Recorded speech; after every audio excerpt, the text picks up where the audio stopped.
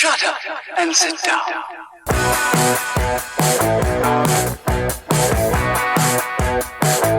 Hey everybody, and welcome to Nerdsplaining Podcast. I'm your host, Eric Da Silva. With me as always is my co-host, Jose Romero. What up, everybody, fellow nerds? Greetings, salutations, and to yourself. This is I'm very happy. This is the day before Friday.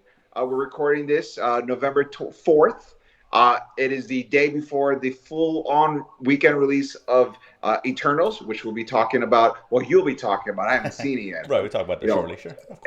A spoiler-free Jose referendum on the whole thing, and then later on this weekend, me and Jose will do a massive spoiler-filled Eternals. I'll break it down, and we'll get to hear all our opinions and blah blah blahs. But this has been a big week for trailers, big week for announcements, and if I'm not mistaken, a week before Disney Plus Day. Is it a week before Disney Plus Day? It's about a week and a day or a week. I don't know exactly what it is, but Disney Plus Day, Disney's version of DC Fandom is going to be coming out, and we're going to get to see all the stuff. Is that like the stockholder meeting, or like they did last year, or something like that? Like they did last year, right? Exactly. Okay, but now they dubbed it Disney Plus Day because Disney Plus has been a rousing success for them. So, we're going to get a bunch of updates on Book of Boba, Mando 3. I think there's going to be a sizzle reel for Andor. I'm sure there'll be a lot of, I think last year we got a lot of stuff. I'm trying to remember last year. Were you able to see? Last year there was some stuff, but I think the biggest thing that got people excited was Mando 2 and the Rogue Squadron that was going to be directed by Patty Jenkins. Those are like the two big Star Wars. Just the kind of the announcement of what was coming out, all the Star Wars stuff coming out, and the Marvel slate and all that. That was pretty cool. So I'm sure we'll get some of that stuff. I'm sure we'll do a show and dedication of same, which would be nice. Which would be completely Titans free. What? Completely Titans free, like today's show. No Titans. Huzzah! I told you, this is why it's a good episode. This is a good week. I was wondering, why am I so happy? Nothing has generally happened that good to me to make me this happy. No Titans. There was no horrible, like sobering moment. Like, I'm drinking a beer and I feel good, and there's no part of me like just trying to wash that memory away. It's been nothing but 3 awesome back-to-back Doom Patrol episodes. Like, just such a good week. Jose. It's a good week, and we'll talk Doom Patrol. I know. At the end of the show, of course, the main course. But there are appetizers on nuggets for today, Eric, and nerdy news nuggets. What's on tap? A little Eternals talk, of course. We got Sony getting bombed. We're taking a trip down the trailer park, and we have a little. It's always nice to have a little baby Rouge in our lives, and we'll get into that. Right? Great reference. Yeah, right? Usually I would completely hammer you how bad, but you know what? Such a good week. I'll let it slide. Come on. We all need a little baby Rouge in our lives, and we'll get into that later on. So, everyone. But that being said, I guess let's start with Eternals, right? I got a chance to see it, not as early as most people. It was a little late to the party, but doesn't mean we can't chime in with our thoughts. I know we're going to do a spoiler this weekend, like you mentioned, Eric. Yes. I put my full review up, and so I'm not going to get too much into it, but I'll say this. On the Latin Nerd Network. Yes, we have it up Network, there. Don't forget about it. LNN. We have it there. We'll same like this show. We got the watch list, and et cetera, et cetera, et cetera. But we'll get into that later. But so yeah, Eric, I know this is one where we talked about last week, where it was like at a time it was.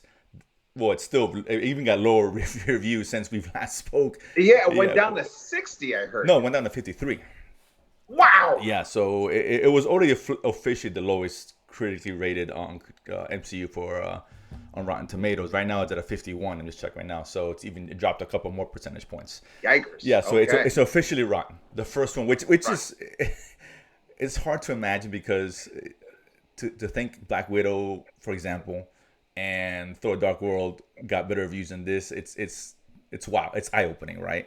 I almost feel like I told you this, and if you listen to our last week's episode, I feel like a lot of this I've heard things from online about like, it's because they are, there's actually like a gay relationship, and like, now Marvel's woke and they're bombing this as well. I've heard some of that. I still think for most people that are watching it, they're having this very high artsy expectation, and the fact that you're getting a Marvel movie is the part that's distancing people. But you saw it, so yeah. I'll say this, right, because I'll start with this. Did it deserve better than 50%? Probably.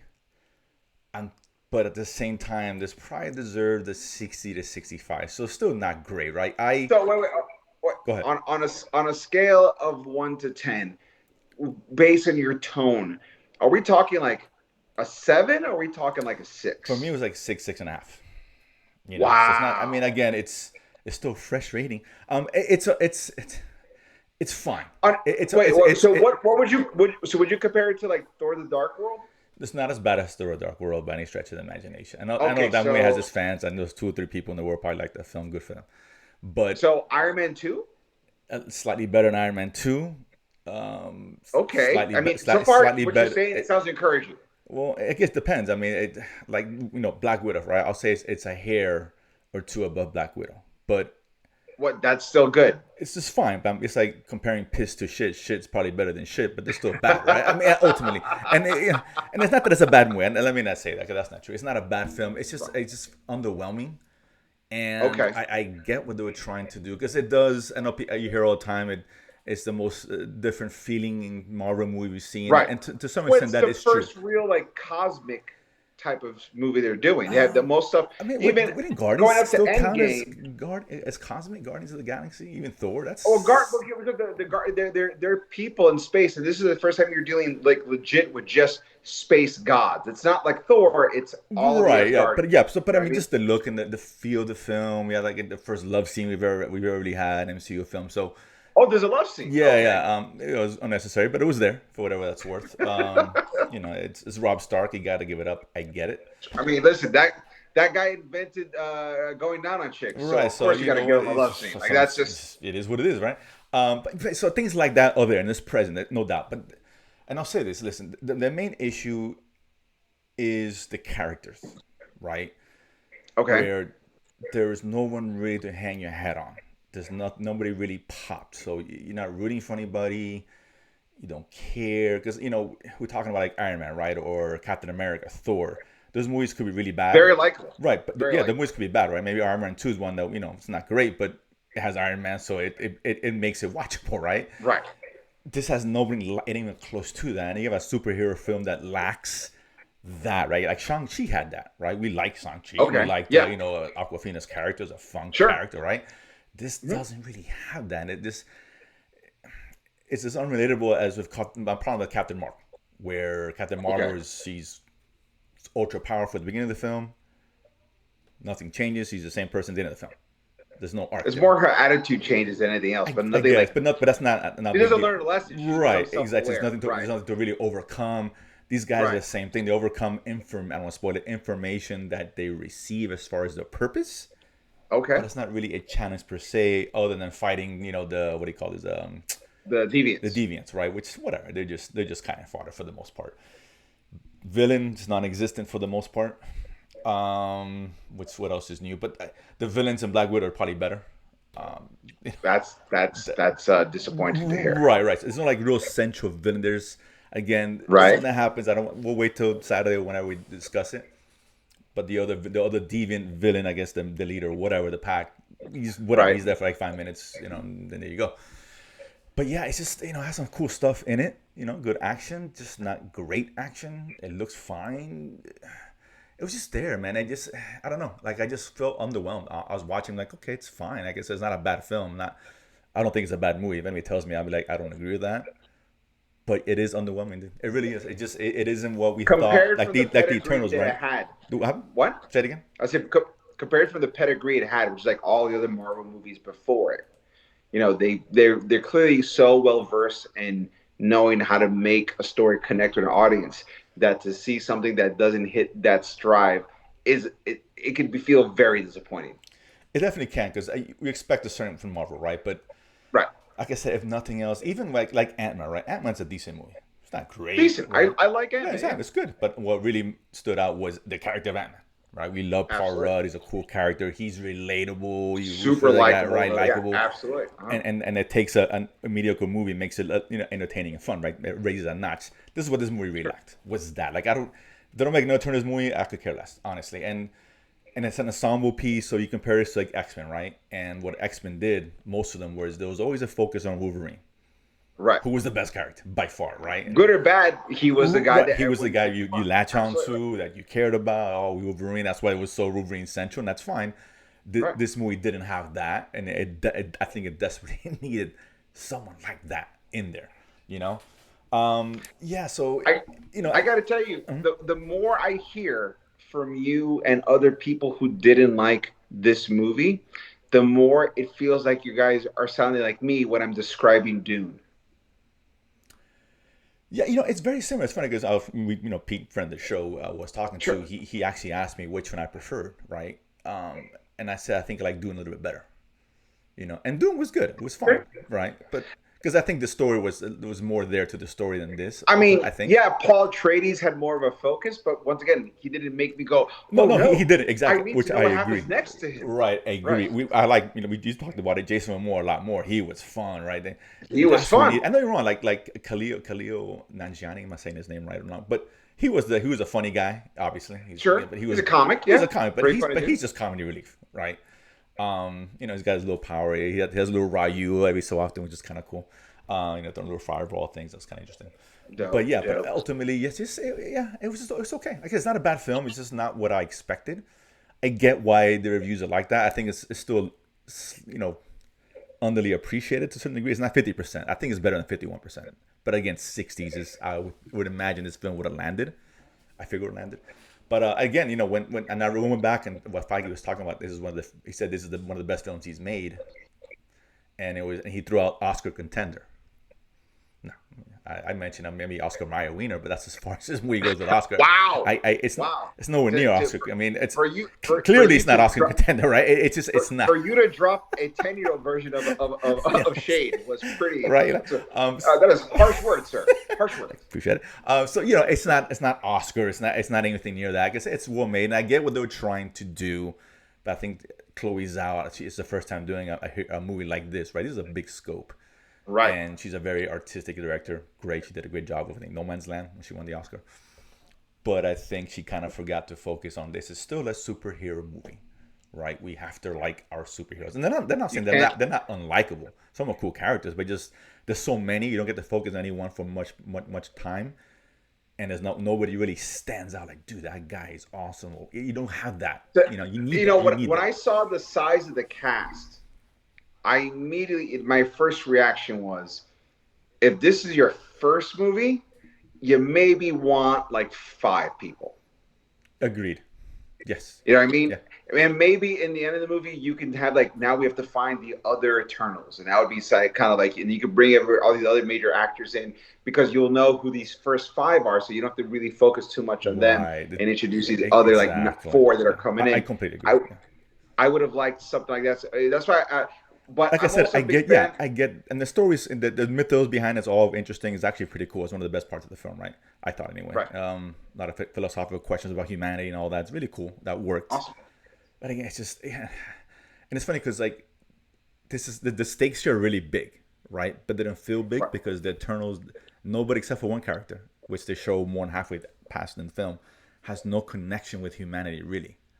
So you don't get that why they, are they really fighting for humanity? I know they are, but they have no connection with anybody. I mean, the main girl, she's dating Jon Snow, but she's in there for 5 minutes at the beginning and 5 minutes in the end, right? And one of the guys has a kid, and that's the one they focus on, which I thought worked, but no one else does for the most part. So it's like, okay, you have to have the connection. But you have to guy like Superman, right? Superman, he's godlike figure, same thing, right? As Eternals, but he has a connection with Lois Lane, right? Or his parents, right? That's or his mom, his mom, right? And is that early on, but yeah, the mom and then Lewis. So there's the connection there that he latches onto, which we relate to. I don't get that here. And that was a huge misstep. And I know, speaking of Superman, I'll say this is weird. And when you see it, I'm gonna get your thoughts on it. But they actually reference DC characters in here. I saw it in the trailer. In the trailer had it. They showed it like Superman. Yeah. Like, oh shit! It was kind of weird because I don't know. Like, what are they trying? I mean, and it wasn't like, hey, Superman, and a wink at the camera. They just dropped the name. They dropped Batman and Alfred. I'm like, okay.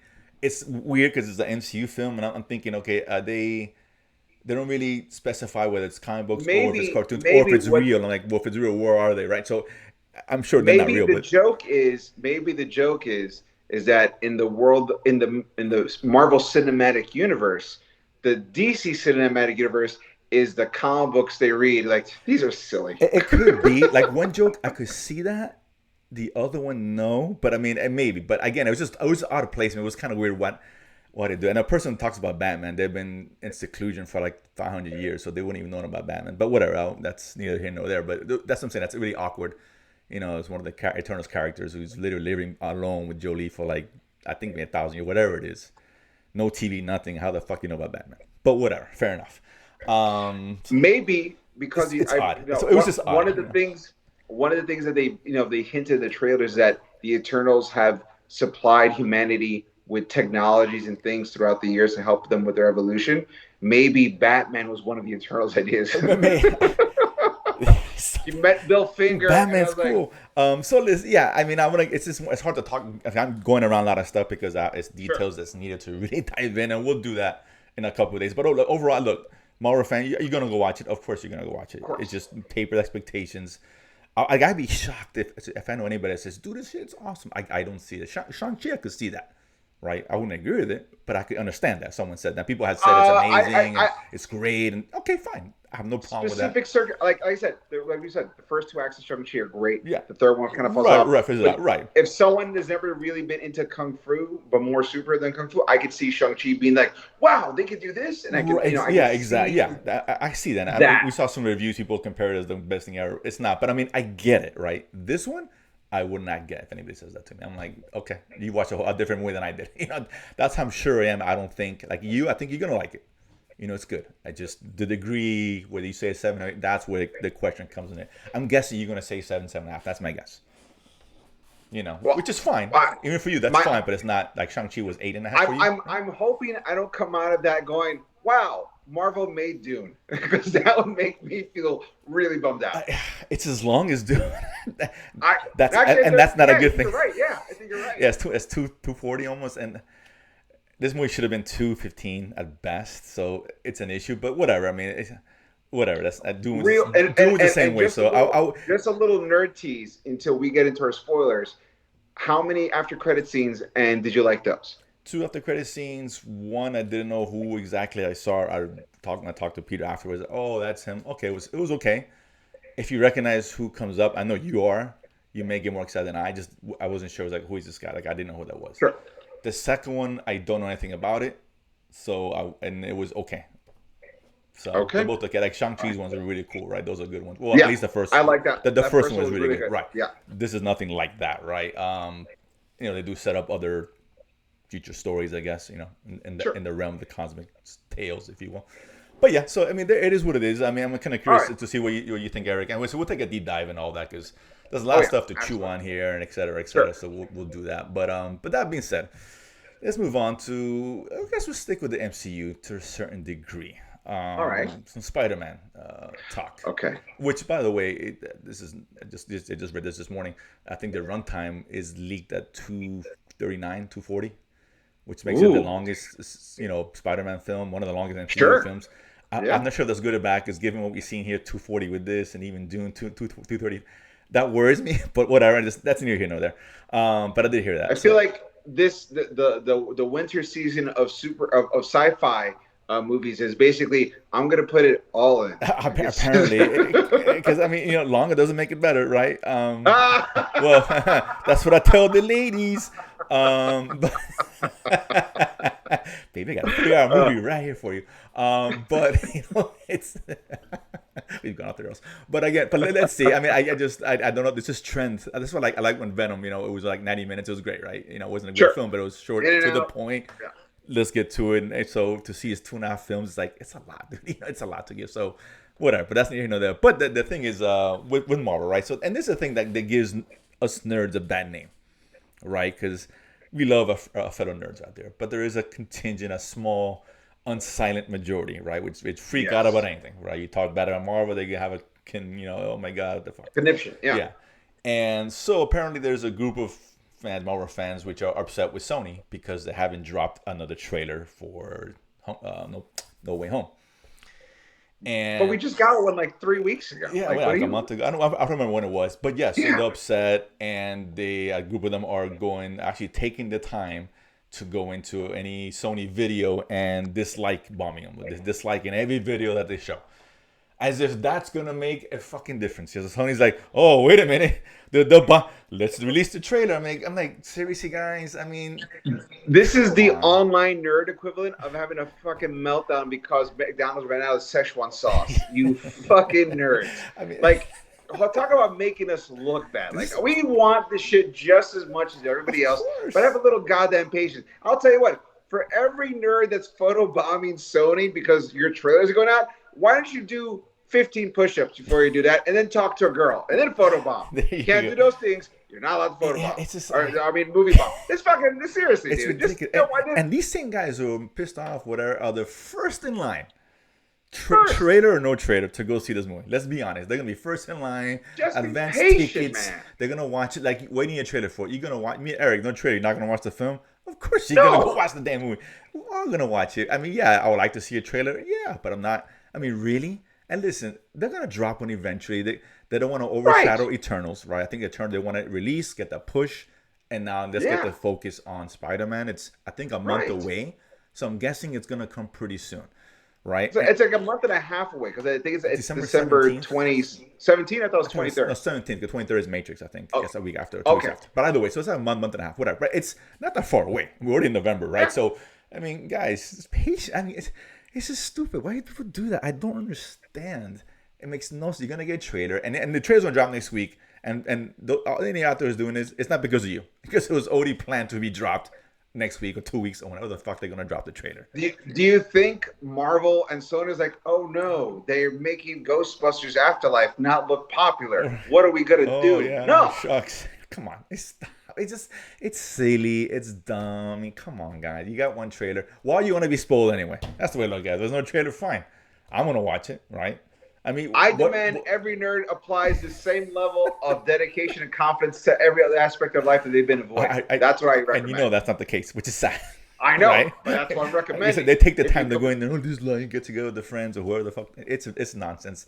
Guys, ask that girl out. Produce anything. Pretend to ask her. I don't know, dude. Stalk her. Figure something out. But yeah, it's just ridiculous. And I'm pretty sure we're gonna get a trailer anyway. It's a month and a half. It's probably gonna come like in 2 weeks, maybe 3. Yeah, it might coincide when like Hawkeye comes out that same week. Perhaps, or Hawkeye comes out. In between. Like I said, it's Eternals weekend, right? You're not gonna take away from it by but showing up with the Spider-Man trailer. It's not gonna happen. Eternals comes out this week, okay, and that goes the way, and then you drop Spider-Man, or then comes Hawkeye, or vice versa, and then you go from there. I will say this, and you know what? And it's go ahead. If the Eternals are struggling, I can totally see them front-loading the Spider-Man trailer onto Eternals just to help get asses in seats. Oh, of course, obviously. And listen, Spider-Man is going to be huge. It's one of the most known properties, so I'm nothing to worry about that. But I get it, yes. And listen, we can criticize Sony and how they make movies or the quality of the films, but lately, we talked about Eric in the prior show, you can't question the business savvy. That is Sony, at the top of Sony, right? Sony knows how to make money. They deals, don't know how to create billion-dollar deals with everybody. So, but they know how to pitch and pocket the coffers. Exactly. So let's give them the benefit of the doubt. They're gonna drop the trailer when it makes sense to drop the trailer. So let's everybody calm the fuck down. So that being said, speaking of trailers, the segues right into the trailer park visit because we got 3 trailers to talk about, right? Oh yeah, a whole lot of vacancy. The trailer park. So let's start with the first one, which we didn't talk about last week, and that was on me. But Netflix dropped the trailer for Cowboy Bebop. So Netflix did crazy. Before the trailer hit, they also did Cowboy Bebop: The Lost Session. Yeah, which was kind of like a stylistic tease of the series. Yeah, and then they did the trailer. So I'll throw this one at you, Jose. What did you think about The Lost Session? Because I didn't even know about it. You're the one who told me. Yeah, it was pretty cool. Great. Like I liked, the vibe, the tone, the way it looked. It was fitting for what we know of Cowboy Bebop, right? I like the stylistic choices they're making, right? And the trailer highlights that same aspect. Right. Yes. Right. So this one, when the trailer hit, I'm like, okay, let's see. Now we got a good look at what we're looking at because we got that. We had like the intro trailer, whatever at the Netflix, their version of DC Fandom a couple months ago. But yeah, this is a very cool trailer, dude. I liked what they gave us here. I love the tone of it, right? I love that it feels like Cowboy Bebop, but just Right. a little bit different because it's live action, so it can't be Of 100%. course, right, which is fine. I'm not And expected to. Cowboy Bebop has always felt, and the trailers make me feel the same way. It feels like the coolest crime noir you can see. Like the other guys are like, I mean, I don't even try. I'm just naturally badass. Like that's how Cowboy Bebop feels from like the soundtrack to everyone's attitudes. It's great. It's listen. If you didn't know anything about Cowboy Bebop, it is anime crime noir done in a way that only anime can do crime noir. In the future, about kung fu and gangsters and everyone has a dark past. It's great. That's exactly how I expect anime to do crime noir. And the fact that everything from the music to like those main characters that sold the series as awesome is all there. Like there's a scene in the trailer that is one of the most iconic moments and flashback scenes in the cartoon series when it's Spike Spiegel on the floor and it's Savage with the sword and they're like she's about to shoot him, he's about to stab him. When I saw that in the trailer, I was like, oh shit, that's gonna be dope. Like I was super excited. It's really cool. And like, the action looked pretty cool, right? Just very stylized, good choreography from what we saw. Yeah, it looks like fun, dude. It looks. I think they may. I mean, I guess it's just a trailer. Maybe this shit sucks. I don't know. Right. But it looks could be very wrong. cool. Could be wrong. Like I'm excited, right? Any trailer's got to get you excited. That's if it does that, it's a good trailer. At the end of the day, Yeah. it looks really cool. I think we'll be deep diving in this one. I would suspect. I think so too. And I think it so comes too. out in a couple weeks, so there's not bomb Netflix. You know, we're not gonna go a trailer. We're fine. Simon Sony, man. Simon Sony. Just let it be. 2 weeks. Let 2 it weeks. be. I think it's 2. I think it's the 17th, right? I think this date. 17 and then Master Universe Season 2, November 23rd as well. So that's right. They're the one everyone else hated as well. So, well, actually, this trailer is actually even better because it's actually He-Man punching things. And well, I know, but yeah, people just nerds. What are you gonna do? You take the good with the bad with that. But it like I said, it looked cool, look fun. I'm absolutely looking forward to this one. I think most people should be anyway. The second one, hey, speaking of Sony, they dropped the Morbius trailer finally. Oh yeah, which is funny because I was thinking about it, and someone had mentioned, man, the first trailer that came out was like a year ago. I'm like, oh shit, you're right. It's been a while. So I'm glad this trailer kind of showed us stuff we've seen before because it's been a year. So the casual fan probably doesn't even remember what the hell they saw. So they kind of mixed it up and giving us some new shit. But yeah, dude, this was surprisingly interesting. You know, first of all, I was surprised they didn't drop it on Halloween. I thought it was gonna come out on Halloween. You're probably, it came out like the you're day probably right after about Halloween. that. Yeah, but whatever, fair enough. I mean, it's not really a Halloween film, but yes. I mean, overall, for guys who don't know about Morbius, let me pontificate here. Morbius is actually a guy called Michael Morbius. He's a super scientist who was born with a rare genetic blood condition who's slowly killing him. Of course, he's played by Jared Leto, who could play sick, awesome. No he figures out, he's told about these bats on a mysterious island. In the movie version of the comic book, it's just he experiments with bats. And the whole point in the comic books is that Michael Morbius, they wanted to do a vampire character, but the comics code said you can't do undead vampires. So Marvel said, cool. He didn't get turned as a vampire by magic. He got turned into a vampire because of science. So he was called Morbius, the living vampire. That was his big tag back then. And if you ever saw SpiderMan, the animated series, because he did a science version of him, he didn't even drink people's blood like he does in the comics. He sucked their plasma. I was like, man, you are really deep diving into the science aspect of blood. Wow. Okay. This is going more for science gives him vampire powers, but the vampire powers are channeled through the perspective of a superhero. So he's got enhanced speed and super strength, and he can use like a bat radar sense. Right. And also I think he can glide off air pressure. Right. Okay. Yeah, I saw that. Yeah. So that's how it kind of works. So all the stuff that makes Michael Morbius is there. It's pretty cool. The thing that I found the most fun, even though a lot of people are like losing or breaking their brains, is like all the insane references to other technical or specific Sony movies that either belonged in their own universes or previous property universes, and it just blended that whole thing. Like you have Sam Raimi's Spider-Man, you got the Vulture from the Marvel Spider-Man, and then you have them referencing Venom from their straight Sony. So it's just like Sony's like, we're more.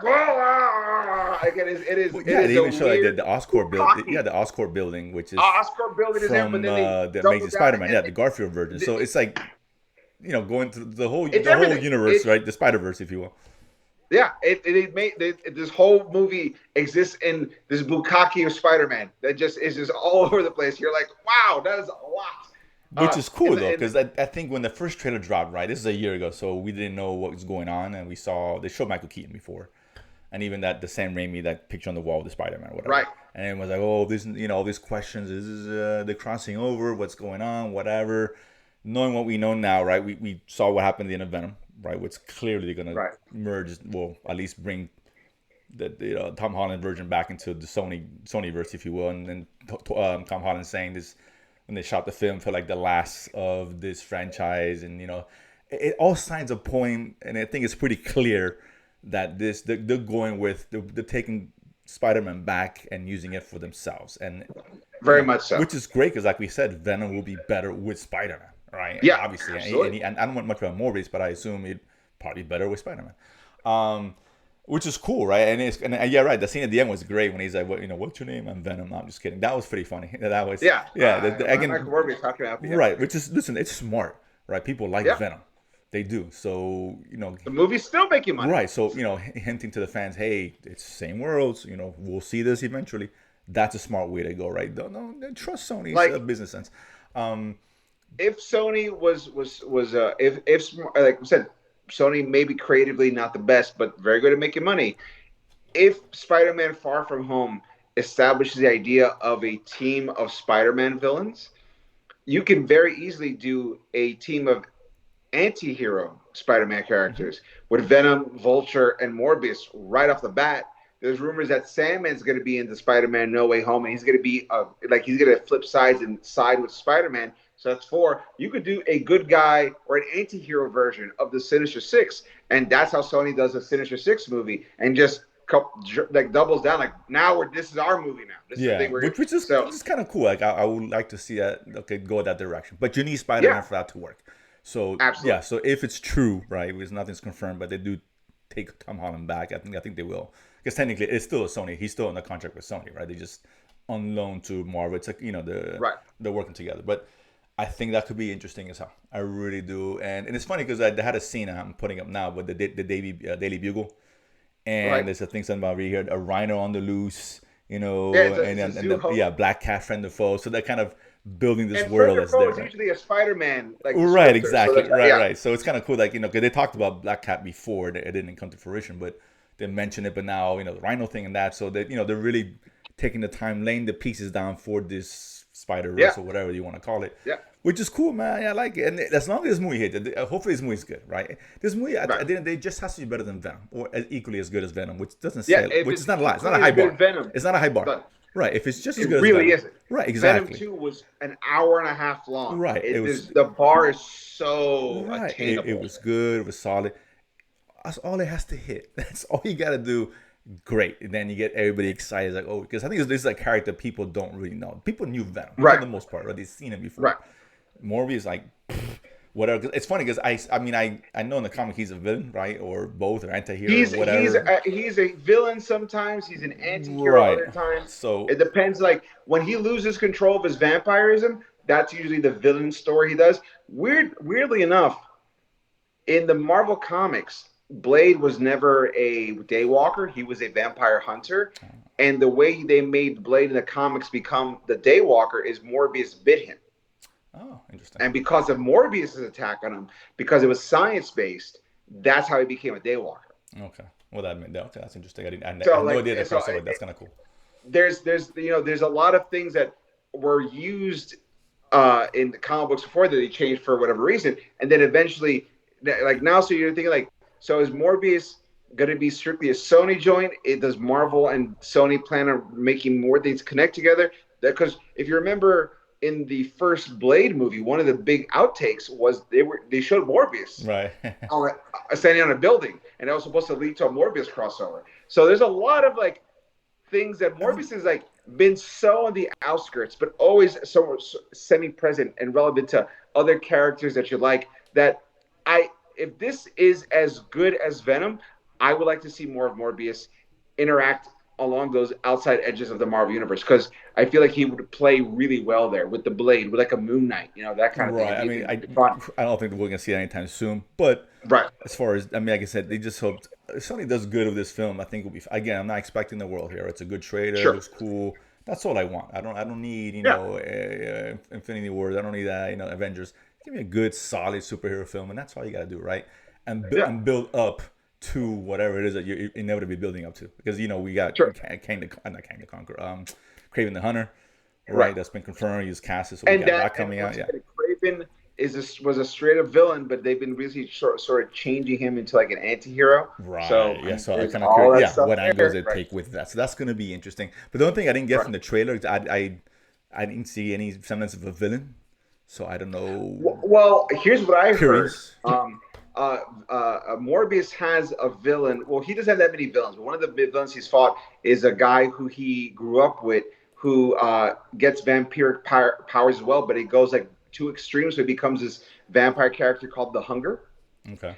And if you saw in this trailer, I believe his name is Matt Smith. He was a guy who was one of the Doctor Who actors.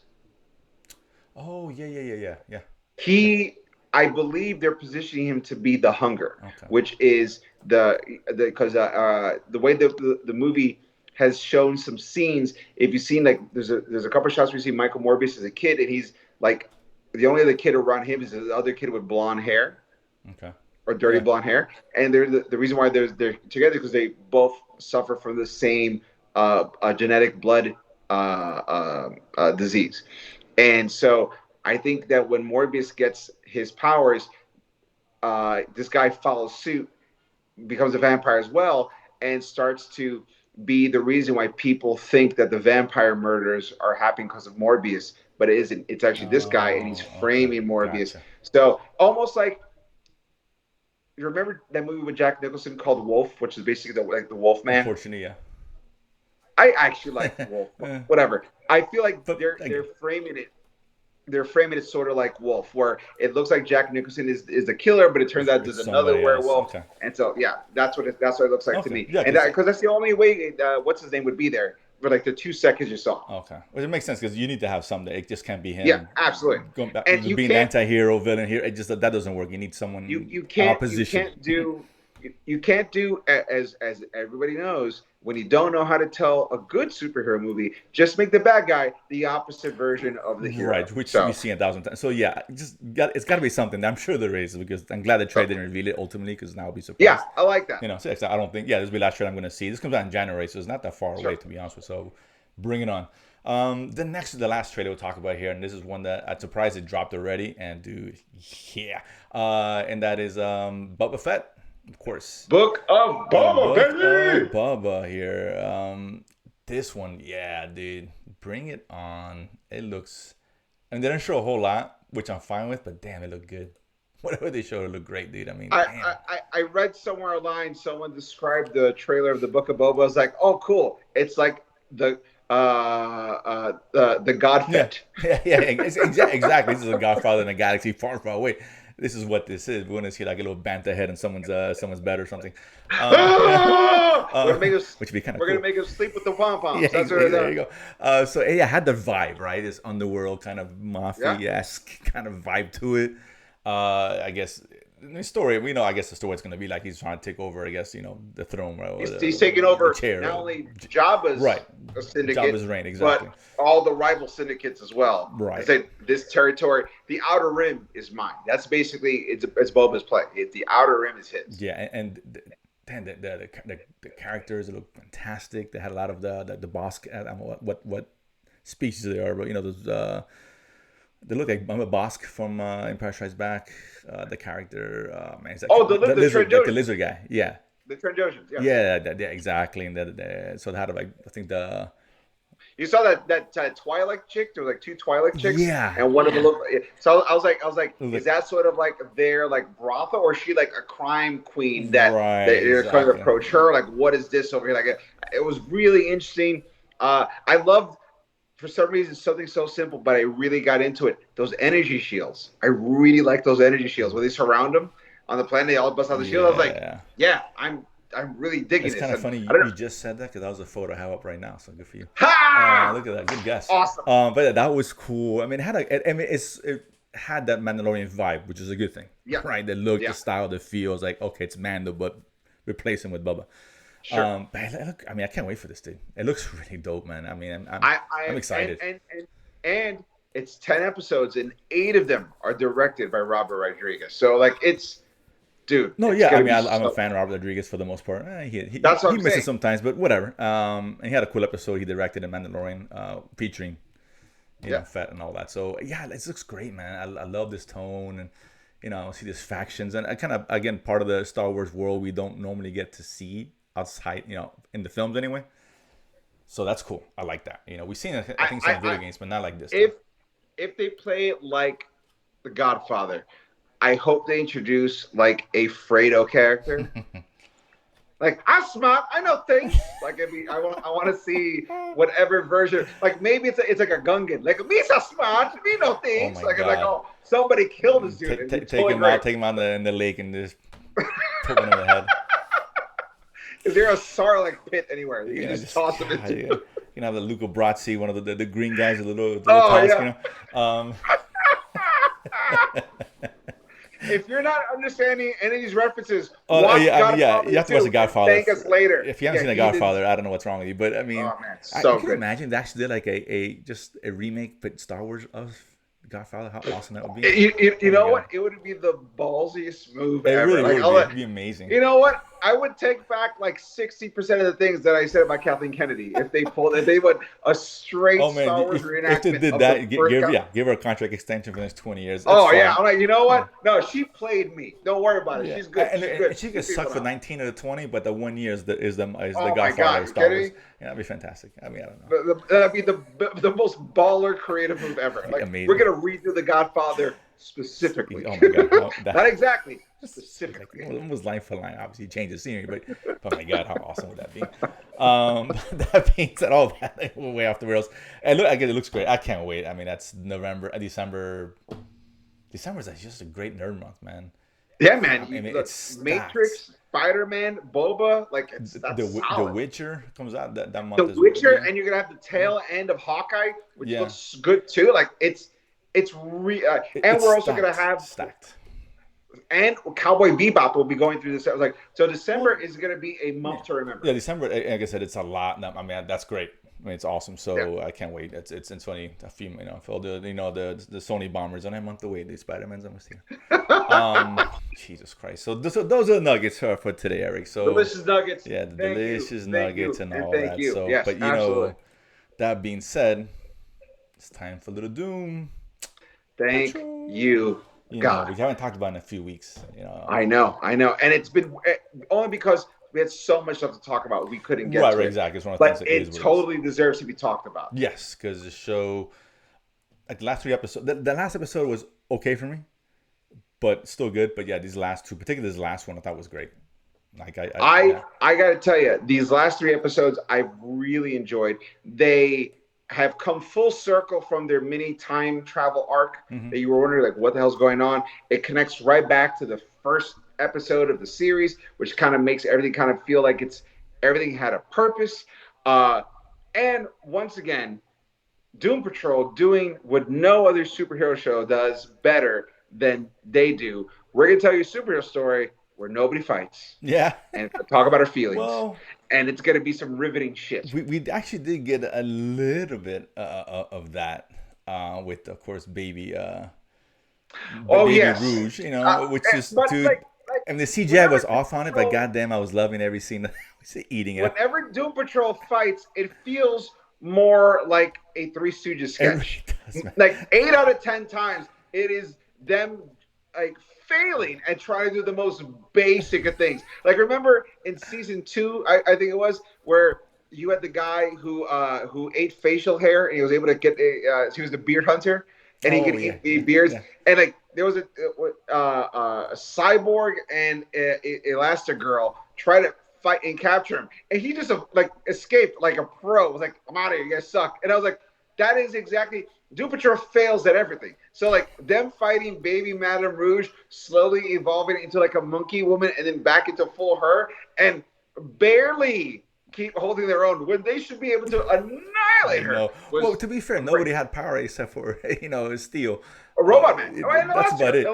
If she could control her powers, she could have wrapped that bitch up, and it would have been done deal. 2 seconds, end of story. But because they're all fuck ups and they all are traumatic suitcases of pain, like they can't do almost anything right. Yeah. Cyborg is the most competent of all of them, and he's given up his powers. Like, I love stories when the heroes give up their powers. I love it because it lets you know. Superman 2-esque, Spider-Man 2-esque. I mean, there's tons of it that's done in the actual comic books where they've all given up their powers. Buffy did it in her own show. Like, there's been all moments of people giving up their powers. And I love it because they can frame it any way they want. It's just the show's way of telling the character, no one cares about you if you're normal. Right. The only thing that's special about you is your powers. Shut up. Exactly. And I'm awesome. Sure he's gonna he'll regain his cyborg of parts, course. obviously. But I guess, I mean, I love that scene. Now we got this little whatever the larva baby or whatever that thing it is or whatever. I'm not even sure what that's about yet. Sure. I don't even remember the larva baby from the comics. I'm sure it happened. It just did. So every time I watched the larva baby, I was like, what does that thing do again? Like, I can't, like. I'm sure there's got to do something. I'm sure there's a point to it when I get to it. I guess. I knew Miles Cauldron's daughter with the candle guy. Got him. Brotherhood of Dada, Sisterhood of Dada. Super excited. I can't remember the larva baby, which is actually the most exciting part to me now. Like, I have no idea what's That's good. That's to you. It's like totally fresh. Like, man, what's going on? Really like, ooh, which is cool. And then we have the I guess it ended with the brain, whatever the brain fighter's name, but whatever the brain guy. The brain. Is it the brain in Robot Man's body? Right. So obviously that's going to change. But yeah, it was funny because he didn't even want it to gain any kind of power. He just wanted to feel what it is to walk around, dance. I want to dance to Charleston with that song at the end. Yeah, which is like I love that. That's very Doom Patrol, right? You figured, the master plan is to put the brain out. He's got a body to go take over the world, Pinky in the brain kind of thing. But no, he just wants to live, man. He's like, fuck this. Like, evil was so 1949. Now I just want to hang out and do things. Chilling, he's retired, whatever. That's all he cares about, which is cool. Like, that is really just typifies what this show is. To me, that's not only Doom Patrol, but that's also acknowledging the passing of time. When you're in your 20s, you want to go out and do shit. When you're in your 40s, like, I'm just gonna hang out. Yeah. I'm just gonna do a thing. Like, everything that you want to do, I want to do, but I want to do it in my house. Exactly. So, you want to meet a girl? Can I meet a girl in my house? Can I get drunk in my house? Can I eat in my house? Yeah, exactly. That's all it is. Yeah, you're absolutely right. You're absolutely right. And then, and the show just has a way of kind of exploring this stuff you just don't see in any other superhero show, right? You just don't, good or bad. It is, and don't even issue with the episode before when they're all just in their whatever in the flatulence or whatever the case is. Right. Well, the flagellation started the last episode. Right. It was just, I just for me, I feel like they're just kind of spinning the wheels. Like we know they got issues, but it's fine. I guess I didn't hate the episode, but it was just one let's get back to the story, and they did. Because what they did is they chose the moment in their life that encapsulated everything that's wrong with them their whole life. Yeah. That's what I liked about it, because it wasn't new information, but now they let you know, if you wonder why this character is broken, this is the moment when they realize, oh my God, I'm broken, and did nothing to change it ever since. And that, to me, once again, goes into the nature of like why people are the way they are, and why some people can move past things and other people can't. Is, for the most part, if you've seen the last episode of Doom Patrol, 4 out of 5 of them were totally okay being stunted emotionally. Like, I don't want to do this at all. I'm gonna go build a fort with blankets and pillows, because that is safer than going into the unknown and fighting bad guys, or worse yet, dealing with my own shit. Yeah. Like, of course, most of us can't have an eternal flagellation to consume the planet to make us have to deal with ourselves, but they can. And sometimes I watch Doom Patrol, I was like, maybe if I was caught in an eternal flagellation, I could deal with my shit. But until then, so it's fine. As long as we can do it from home, dude, it's fine. In my home. In your home. In my blanket fort, I'm down. It's all good. So I mean, that was episode 9. So I forget how many they have. I hope it's not 10, but maybe it is. I hope it's 13. I hope Usually it's 13. it's 13. That's been kind of their thing, right? I think Because even Titans, if you think Titans was about 13 it, as well, I think, if I'm not if mistaken. you think about it, they I'll look it up now. introduced the Elastigirl showing up at that vacation home around episode 4, and then how she did time travel, and now this episode wrapped up that why Madame Rouge came back in time, how that time Right. travel loop has been reset, and now they're dealing with the Brain and Monsieur Mallah subplot, which is about probably going to last about an episode, maybe 2 episodes. But then after that, you have to go back and deal with the Sisterhood of Dada. So they still have they're going to deal with the Brain first, and they're going to deal. So that's still 2 villain conclusion arcs. I'm looking up now, and it says 10. So there's only one more episode? I mean, I don't know how accurate this is. A couple places I'm looking at now, and it's saying 10. So again, it's not from. It's a bit of a bummer. I was hoping it's not 13. HBO. It's not from HBO. Just sites and different. I'm looking at real quick, just kind of perusing some of the stuff and see what I see, and then people putting 10. So, let me see. That's a bummer. It's a bummer for 10. I mean, I guess this show I wish it was longer. I get 10 is fine because you want to overextend your welcome, but I get it. Was Titans 13 was or 10? God, I wish it was 3. It was 13. See, HBO. Right. I mean, it's a crime. How you give that 13 and give these you guys got it 10? backwards. You make Doom Patrol 13. You make Titans 10. I mean, totally agree. Yeah, of course. I mean, again, that's not confirmed, but I mean, we'll know by Thursday. But just checking real quick, it keeps seeing 10. Again, that might be incorrect. I hope it is. I hope it's 13. Not. Yeah, I hope it's full 13. Right. Hopefully it is because it's good. But you're right. It's one left. That's a lot to wrap up. So yeah. Unless, it could be cliffhanger kind of deal, I guess. We've seen totally could be a cliffhanger. But I prefer them wrap up the main stuff. I would prefer when you wrap up the main storyline and you can set up something for the next season. Right. That's what I want. That's I hate when they just cliffhanger. I just finish what you started. Goddamn it, right? And if it's one thing that Doom Patrol has done. Did with season 1 is they wrapped up and then they kind of left a cliffhanger for the next one. Right. Season 2 they left on a major cliffhanger because of COVID. The COVID, right? Yeah, there was just so I don't hold it against them. So I'm hoping they lean more to what they did with season 1 than what they did with season 2. Right, I really hope so because I don't want to see that because then what happens in the next season? It's either the story's gonna be too long or they wrap up. First episodes are wrapping up like this season was, which I was fine with because what happened with COVID. So I was fine with it. It is what it is. Absolutely. I don't want to see it happen again. I don't want to wait till next season, see an episode where they finish it and then start the next new season's episode 2 or 3. I was like, that's kind of dumb, right?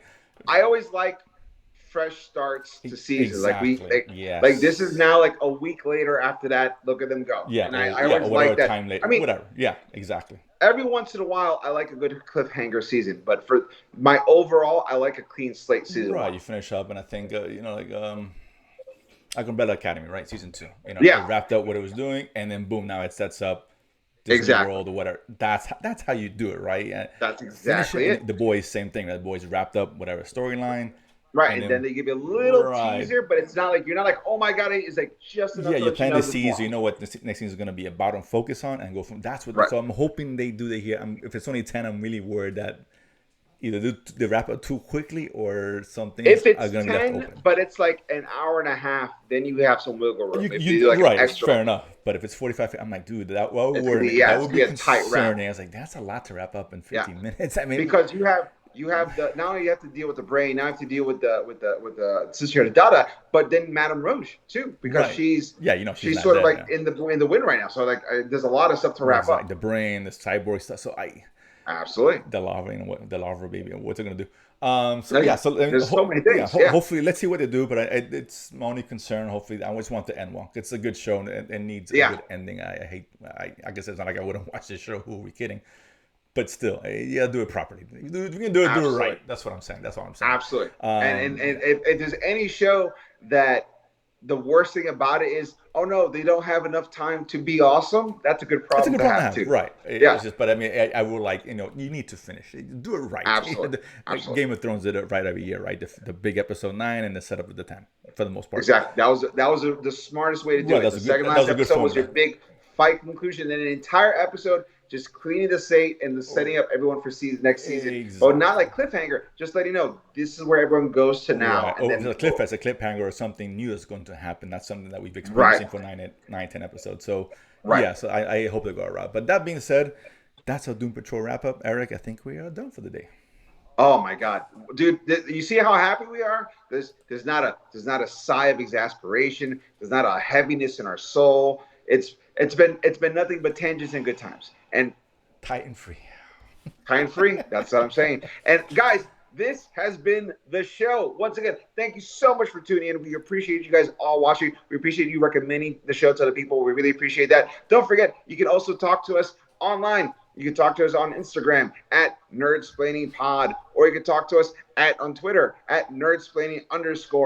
Let us know what you like. Let us know what we should talk about. Let us know how your nerd cred goes. Show us what makes you the nerdiest. We appreciate all that. Don't forget to like and subscribe to this channel because this is the way the algorithm works. We really appreciate that. And don't forget to share the video too. We always like when people are like, oh, you guys got to check this out. It's always a lot of fun. Guys, if you like this, don't forget Jose, just like we're going to be talking about Eternals soon, he does a spoiler-free and then a spoiler-filled review, and you can catch all those, including his show, The Watch List, on the Latin Nerd News Network on YouTube. It's a whole channel. Subscribe to it as well so you get notifications for all the shows that come out to that one, including the new shows that me and Jose and a bunch of the guys have been working on right now. So enjoy that as well. Should be coming out this week, hopefully, yes. There you go. And guys, if you ever want to listen to some of our original episodes, which are audio before we join YouTube, you can check all them out at ericdasilva.com. All the original audio episodes are on the landing page right there. Don't forget, you can also buy my album, Adorably Offensive. It's available there as well. Starting next year, I'll start going back on the road a little bit more, baby steps, that kind of thing, working on some new stuff, and I'll enjoy that as well. So always don't forget to go into to my website and check out tour dates when they start becoming available. And guys, this has been the show. Thank you so much for listening. I'm Eric Da Silva. This has been Jose Romero, and this is Nerdsplaining. And if you don't know, now you know. Peace.